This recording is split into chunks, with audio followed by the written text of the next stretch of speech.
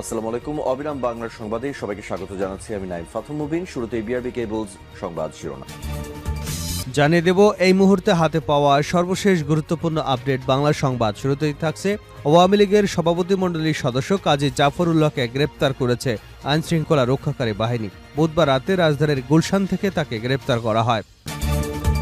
এবারে জানাবো ডক্টর ইউনূসের সাথে সাক্ষাৎ হচ্ছে না নরেন্দ্র মোদীর। জাতিসংঘ সাধারণ সভায় যোগ দিতে আগামী সপ্তাহে দুজনই নিউ ইয়র্কে যাচ্ছেন।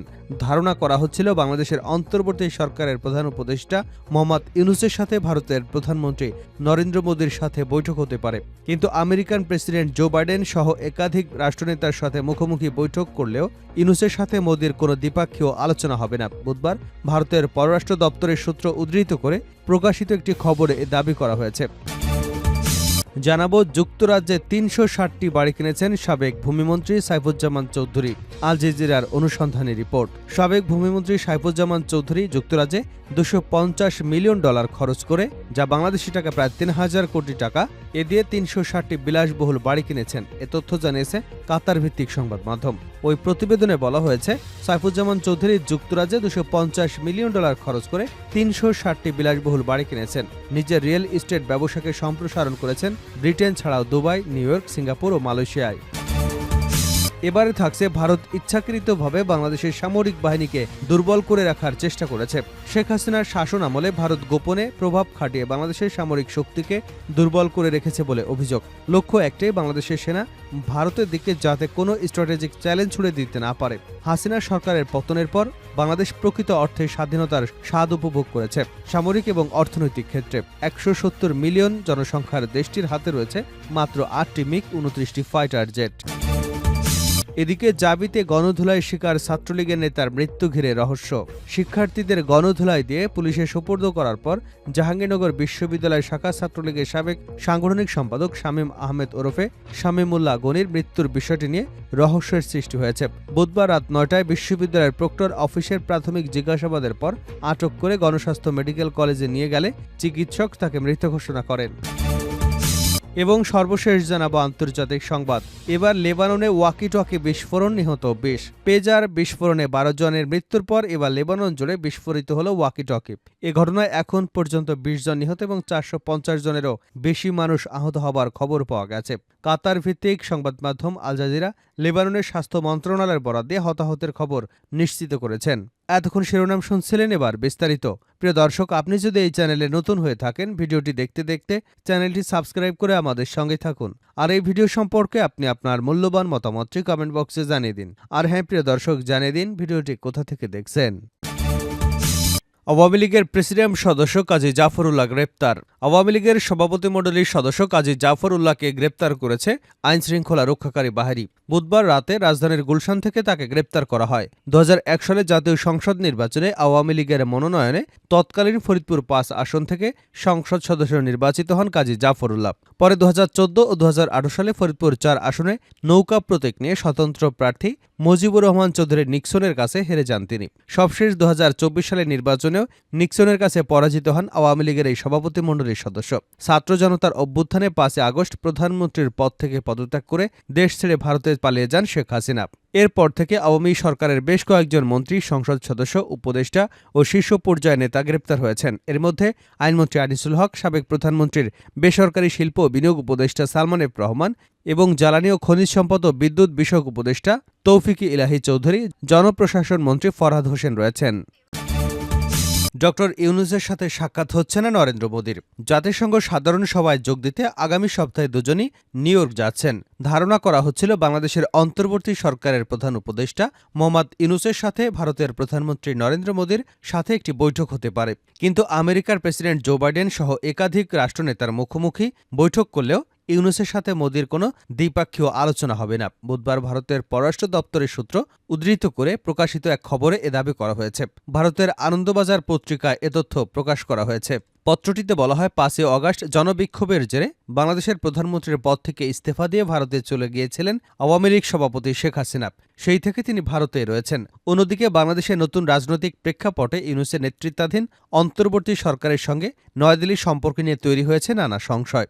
ইউনূস নিজে একাধিকবার হাসিনার প্রত্যাবর্তন এবং ভারতে থেকে সাবেক প্রধানমন্ত্রীর বিবৃতির প্রসঙ্গ তুলেছেন। আনন্দবাজার আরও জানায় যে পাশাপাশি দিল্লি বাংলাদেশ হাইকমিশন এবং কলকাতা ডেপুটি হাইকমিশন থেকে হাসিনা জামানার 2 কূটনীতিককে বরখাস্ত করে বার্তা দিয়েছে নয়াদিল্লিকে। তাছাড়া কিছুদিন আগে হাসিনার কূটনৈতিক পাসপোর্ট প্রত্যাহার করেছে ইউনূসের নেতৃত্বাধীন অন্তর্বর্তী সরকার। ফলে তিনি ভারতে কতদিন থাকতে পারবেন তা নিয়ে জটিলতা তৈরি হয়েছে। নয়া সরকারের জামাতে ইসলামী, হেফাজতে ইসলামের মতো চরমপন্থী দলগুলো প্রভাব নিয়েও সংশয় তৈরি হয়েছে ভারতের কূটনৈতিক মহলে। আনন্দবাজার দাবি করে এই আবহে আগামী 21শে সেপ্টেম্বর 3 দিনের আমেরিকা সফরে যাবেন প্রধানমন্ত্রী মোদী। জাতিসংঘ সাধারণ সভায় বক্তৃতা করার পাশাপাশি চতুর্দেশীয় অক্ষ কোয়াডের শীর্ষ বৈঠক এবং ভারতীয় বংশোদ্ভূত ও অনাবাসী ভারতীয়দের সভায় যোগ দেবেন তিনি। পররাষ্ট্র মন্ত্রণালয়ের তরফে একথা জানানো হয়েছে, কিন্তু পড়শি দেশের নয়া সরকার প্রধানের সঙ্গে সাক্ষাৎ হচ্ছে না তার। আল জাজিরার অনুসন্ধান, যুক্তরাজ্যে 360টি বাড়ি কিনেছেন সাবেক ভূমিমন্ত্রী সাইফুজ্জামান চৌধুরী। সাবেক ভূমিমন্ত্রী সাইফুজ্জামান চৌধুরী যুক্তরাজ্যে $250 মিলিয়ন, যা বাংলাদেশি টাকায় প্রায় 3000 কোটি টাকা খরচ করে 360টি বিলাসবহুল বাড়ি কিনেছেন। এ তথ্য জানিয়েছে কাতার ভিত্তিক সংবাদ মাধ্যম আল জাজিরা। আল জাজিরার অনুসন্ধানী ওই প্রতিবেদনে বলা হয়েছে, সাইফুজ্জামান চৌধুরী যুক্তরাজ্যে $250 মিলিয়ন খরচ করে 360টি বিলাসবহুল বাড়ি কিনেছেন। নিজের রিয়েল ইস্টেট ব্যবসাকে সম্প্রসারণ করেছেন ব্রিটেনে ছাড়াও দুবাই, নিউ ইয়র্ক, সিঙ্গাপুর ও মালয়েশিয়ায়। প্রতিবেদনে বলা হয়েছে, সাইফুজ্জামানের বেশ ভালো সম্পর্ক ছিল সাবেক প্রধানমন্ত্রী শেখ হাসিনার সঙ্গে, যা তিনি নিজেই স্বীকার করেছেন। সাবেক এই ভূমিমন্ত্রী বলেন, আমার বাবা শেখ হাসিনার খুব কাছের লোক ছিলেন, আমিও তার কাছের লোক, শেখ হাসিনা আমার বস। তিনি জানেন যুক্তরাজ্যে আমার ব্যবসা আছে। আল জাজিরা জানিয়েছে 2017 সালের দিকে সাইফুজ্জামান চৌধুরী সম্পদ কেনা বাড়িয়ে দেন। 2019 সালে যখন তিনি মন্ত্রী হন তখন এটি আরও বেড়ে যায়। সংবাদ মাধ্যমটি জানায়, গত বছর বিনিয়োগকারী ছদ্মবেশে আল জাজিরার সাংবাদিক সাইফুজ্জামানের $14 বিলিয়ন বাড়িতে যায়।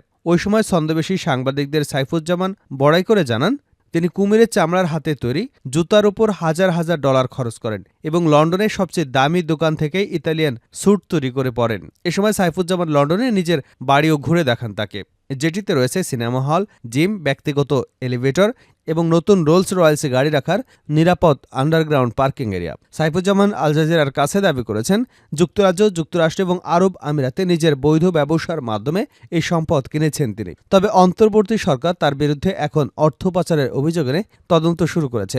ইতিমধ্যে তার ব্যাংক অ্যাকাউন্ট জব্দ এবং তার পরিবারের মালিকানাধীন ইউসিবিএল ব্যাংকের নিয়ন্ত্রণ নিয়েছে। আল জাজিরা ইউটিউব অ্যাকাউন্ট এবং ওয়েবসাইটে সাইফুজ্জামানকে নিয়ে বিস্তারিত প্রতিবেদন প্রকাশ করেছে। উল্লেখ্য, সাইফুজ্জামান চৌধুরী বাংলাদেশ আওয়ামী লীগের রাজনীতিবিদ এবং ভূমি মন্ত্রণালয়ের সাবেক মন্ত্রী। তিনি 10ম এবং একাদশ ও দ্বাদশ জাতীয় সংসদ নির্বাচনের সংসদ সদস্য। সাইফুজ্জামান চৌধুরী মূলত তার বাবার মাধ্যমে রাজনীতিতে সক্রিয় হন। তার বাবা চট্টগ্রামের আনোয়ারা আসন থেকে নির্বাচিত সংসদ সদস্য ছিলেন। বাবা মারা যাওয়ার পর ওই আসনে উপনির্বাচনে সংসদ সদস্য নির্বাচিত হন তিনি। এরপর 10ম জাতীয় সংসদ নির্বাচনে আবারও নির্বাচিত হন। সাইফুজ্জামান চৌধুরী ইউনাইটেড কমার্শিয়াল ব্যাংকের নির্বাহী কমিটির চেয়ারম্যান ছিলেন। বাংলাদেশের শিল্প প্রতিষ্ঠান আর্মিড গ্রুপের চেয়ারম্যান হিসেবেও দায়িত্ব পালন করেছেন। তিনি চট্টগ্রামের চেম্বার্স অব কমার্স অ্যান্ড ইন্ডাস্ট্রিতে 3 বার নির্বাচিত সভাপতি হয়েছিলেন। ভারত ইচ্ছাকৃতভাবে বাংলাদেশের সামরিক বাহিনীকে দুর্বল রাখার চেষ্টা করেছে। শেখ হাসিনার শাসনামলে ভারত গোপন প্রভাব খাটিয়ে বাংলাদেশের সামরিক শক্তিকে দুর্বল করে রেখেছে বলে অভিযোগ। লক্ষ্য একটাই, বাংলাদেশের সেনা ভারতের দিকে যাতে কোনো স্ট্র্যাটেজিক চ্যালেঞ্জ ছুড়ে দিতে না পারে। হাসিনা সরকারের পতনের পর বাংলাদেশ প্রকৃত অর্থে স্বাধীনতার স্বাদ উপভোগ করছে। সামরিক এবং অর্থনৈতিক ক্ষেত্রে 170 মিলিয়ন জনসংখ্যার দেশটির হাতে রয়েছে মাত্র 8টি মিগ 29টি ফাইটার জেট, যা প্রমাণ করে হাসিনার আমলে স্পষ্টতই দেশের সামরিক ক্ষেত্রকে অবহেলিত করে রাখা হয়েছে। অন্যদিকে অর্থনৈতিক চ্যালেঞ্জগুলোর মুখোমুখি হয়েও সামরিক দিক থেকে অনেক বেশি শক্তিশালী Pakistan. Global fire power index 2024-এর মতে পাকিস্তানের মিলিটারি বাহিনীর বিশ্ব র্যাঙ্কিংয়ে 9 নম্বরে রয়েছে। বিশেষ করে পাকিস্তানের বিমান বাহিনী উল্লেখযোগ্যভাবে শক্তিশালী। তাদের হাতে রয়েছে JF-17, 25টি J-10C ফাইটার জেট, জিম্বাবুয়েকে 12 MFI সুপার মুশফাক প্রশিক্ষক বিমান সরবরাহ করার জন্য পাকিস্তান আরেকটি বহু মিলিয়ন ডলারের চুক্তি পেয়েছে। এখানেই শেষ নয়, পাকিস্তান সেনাবাহিনীতে প্রায় 65,000 পূর্ণকালীন কর্মী, যার মধ্যে 3,000 জনই পাইলট রয়েছেন এবং তারা বর্তমানে প্রায় 883টি উড়োজাহাজ পরিচালনা করে। চীন পাকিস্তান বিমান বাহিনীকে J-31 স্টেলথ ফাইটার অফার করেছে। পাকিস্তান অস্ত্র সম্ভারে রয়েছে তুরস্কের অত্যাধুনিক বন্দুকও। এখানে আরেকটি বিষয় ভুলে গেলে চলবে না, মুসলিম বিশ্বের একমাত্র পাকিস্তানের হাতে রয়েছে নিউক্লিয়ার পাওয়ার বা পরমাণু শক্তি। নিজের নিরাপত্তার স্বার্থে ভারত সবসময় চেয়ে এসেছে বাংলাদেশের মিলিটারি বাহিনী দুর্বল হয়ে থাকুক, আর তাই সামরিক বিভাগে বরাদ্দ না বাড়িয়ে ভারতকে সাহায্য করে এসেছেন বাংলাদেশের সাবেক প্রধানমন্ত্রী শেখ হাসিনা।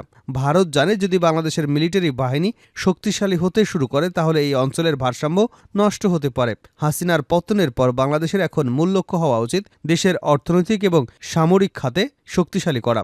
পাকিস্তান থেকে সামরিক সহায়তার মাধ্যমে বাংলাদেশ নিজের মিলিটারি বাহিনীকে শক্তিশালী এবং উন্নত করতে পারে, যে সহায়তা তারা ভারতের কাছে পায়নি। যে কোনো বিদেশি শক্তির বিপরীতে বিশেষ করে ভারতকে টেক্কা দিতে পাকিস্তান বাংলাদেশ অংশীদারিত্ব দক্ষিণ এশীয় অঞ্চলে একটি নতুন শক্তি হিসেবে উদ্বুদ্ধ হতে পারে। হাসিনামুক্ত বাংলাদেশ এখন নিজেদের সামরিক সম্পর্কে সাজাতে মনোনিবেশ করেছে, যেখানে ভারতের ছায়া থাকবে না। বাংলাদেশের ভবিষ্যৎ উজ্জ্বল, তাই বাংলাদেশের কারোর হাতেরই পুতুল হয়ে থাকবার দরকার নেই। আগামী দিনে পাকিস্তান বাংলাদেশ দক্ষিণ এশীয় অঞ্চলে একটি নতুন সমীকরণ তৈরি করতে পারে, বিশেষ করে ভারতকে চাপে রেখে। সবশেষে বলা হয়, বাংলাদেশের সামরিক সম্ভারে ভারতের নাক গলানোর দিন শেষ হয়ে গেছে। শেষ করছে আন্তর্জাতিক সংবাদ দিয়ে।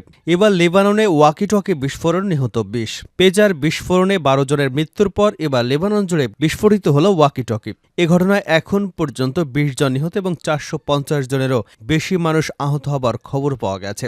কাতার ভিত্তিক সংবাদ মাধ্যম আল জাজিরা লেবাননের স্বাস্থ্য মন্ত্রণালয়ের বরাত দিয়ে হতাহতের খবর নিশ্চিত করেছে। এদিকে টেলিযোগাযোগে একের পর এক যন্ত্র বিস্ফোরণের ঘটনায় লেবাননে আতঙ্ক ছড়িয়ে পড়েছে। দেশটিতে এখন মোবাইল ফোন ব্যবহার করতেও ভয় পাচ্ছেন সাধারণ মানুষ। পেজার বিস্ফোরণের সঙ্গে ইসরায়েলি গোয়েন্দা সংস্থা মোসাদের সংশ্লিষ্টতার খবর দিয়েছিল বার্তা সংস্থা রয়টার্স। লেবাননের একটি নিরাপত্তা সূত্র এবং অন্য একটি সূত্রের বরাত দিয়ে তারা জানায়, হিজবুলার কেনা 5000 পেজারের ভেতরে বিস্ফোরক রেখে দিয়েছিল মোসাদ। হিজবুল্লাহ ও লেবাননের প্রধানমন্ত্রী ওই হামলার জন্য ইসরায়েলকে দায়ী করেছে, যদিও ইসরায়েল পেজার হামলা দায় স্বীকার করেনি। ওয়াকিটকি বিস্ফোরণের পেছনেও ইসরায়েলের হাত রয়েছে কিনা তা অবশ্য এখনও নিশ্চিত হওয়া যায়নি।